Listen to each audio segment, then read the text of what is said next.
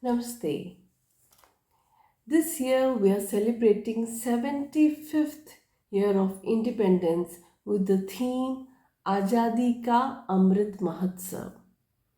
Now this 75 years of Indian history, and today as a nation we stand tall. We are known as to be one of the fastest growing economy of the world. And there are many iconic figures who have contributed to this growth of Indian economy.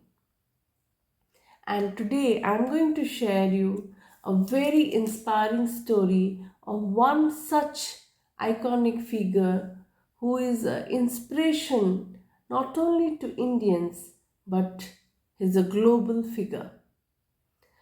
His journey from an engineer to a world business leader.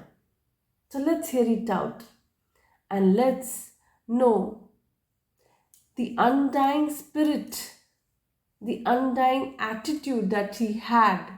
I will do it.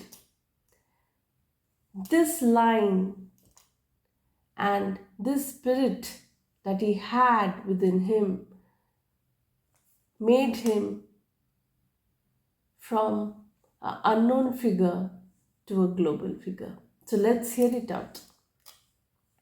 There was a young boy who was short, sharp, and brightest in his class.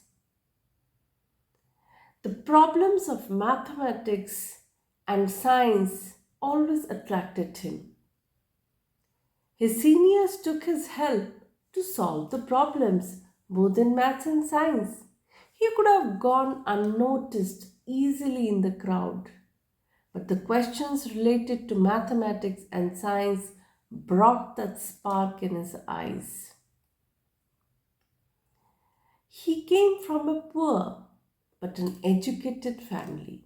His father was a school teacher but an avid reader in English literature. He aspired to be engineer and dreamt to read in one of the most prestigious institute of India, IIT. Being brilliant, academically brilliant, he studied hard and he applied for best engineering college of India, and that was IIT. He used to usually study under the shade of a stone mandapa in Chamundi Hills with his friends. Gave the exams, and not only did he pass, but he passed with high rank. He was ecstatic, he was thrilled as his dream, unlike an ultimate aim for a boy of that age, which is still even prevalent today, that he finally is going to make to IIT. He came and wanted to share this news with his father, who was then reading a newspaper. And he conveyed this message, this breaking news. He told his dad that he wants to join IIT. His father congratulated him first and in a heavy voice told him, "My son, you are a bright boy and you know our financial conditions. I have got 5 daughters to be married and 3 sons to be educated. I'm a salaried person and I can't afford the expenses at IIT." He told this bitter truth to his son and he said that I'm sorry, I can't bear those expenses. You can stay back at Mysore and study as much as you want. His father was sad as he had to tell the bitter truth to his son, but the circumstances has forced him to do so. The teenager boy was highly disappointed as he could see his dreams burnt into ashes right in front of him. But he stood there without uttering a single word and he left. Being an introvert, he could not share his unhappiness or helplessness with anyone. He was in deep sorrow and his heart bled. Though he was not angry or jealous, but he knew that his heart bled. Days passed by, and that day came when his friends were about to leave for IIT Madras. He too went to the railway station to say goodbye and wish them good luck for their new journey. His friends were discussing about their new hostel, new courses, and new opportunities in life. And they insisted him to join them, but he did not utter a single word and remained silent. The train left, and he was still standing there and motionless, even when he could not see the train anymore, nor those waving hands. It was in the year 1962 at Mysore city when the monsoon had set in and it was getting dark. It had started drizzling and he stood there on the railway platform motionless. But that day he said to himself that it's not the institution ultimately. It is you and alone you who can change your life by hard work.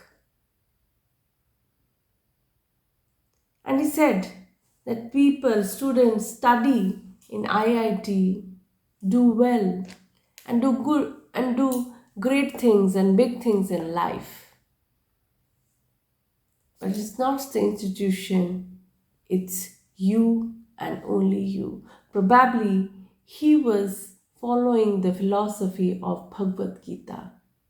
Your best friend is yourself and your worst enemy is yourself. And he was determined that yes, I will do it. One day I will make it to the IIT no matter what. He stayed back in Mysore and did his engineering, passed out engineering, and then he moved to IIT Kanpur for his masters. His family was still in financial crunch. He still did not have financial support. Still then, he made it to IIT and continued and finished his course there with the help of a teacher, Dr. Krishnamurthy, who helped him a lot, and finally he passed out there. So he passed his masters, and in IIT there was a turning point. One of the biggest turning point of his life happened.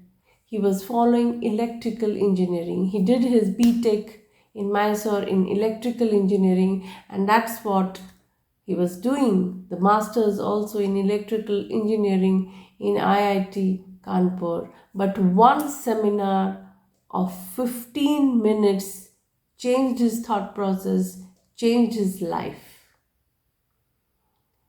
And in that seminar, he realized that computer science is the future of the world.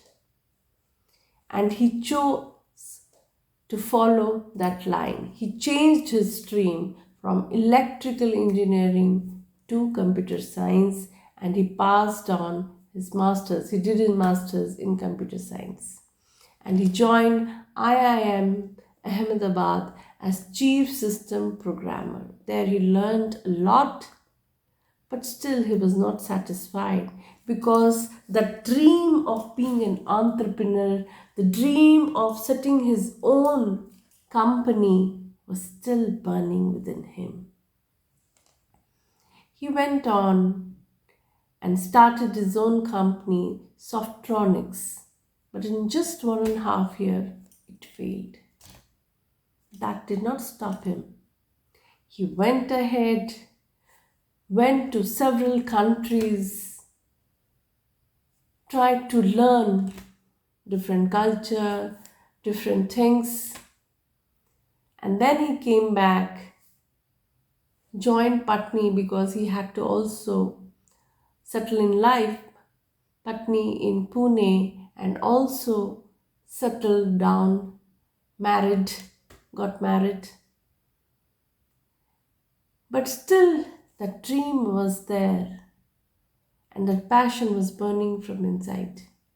And he founded, with 6 other professionals, he founded the largest company of IT sector of India, Infosys.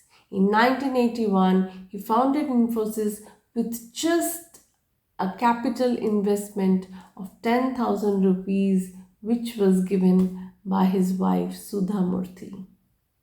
And after that, we all know what was there, and rest is history. But still, Infosys struggled for 8 years, 8 long years, and there were several moments when a time came that they had to shut down. They were on the verge of shutting down Infosys. He even told his colleagues or the co-founders that if you want, you can go, you can leave this venture, but I won't. And that made them to stick together. And in 1991, with liberation, things changed.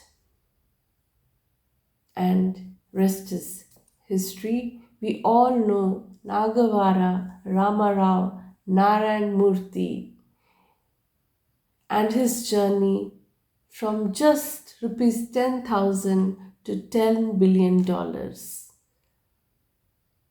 And how his undying spirit, undying attitude, and I will do it, brought them this far.